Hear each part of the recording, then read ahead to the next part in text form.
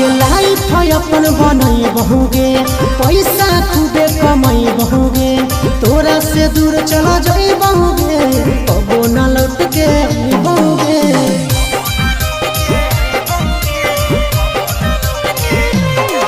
आगे लाइफ अपन बनई बहुगे, पैसा खूबे कमाई बहुगे, तोरा से दूर चला जाई बहुगे, कबो न लौट के बहुगे। सागर बेदर्दी से बलेंधी नाता तोड़ गे, यही अखिया में लोर गे,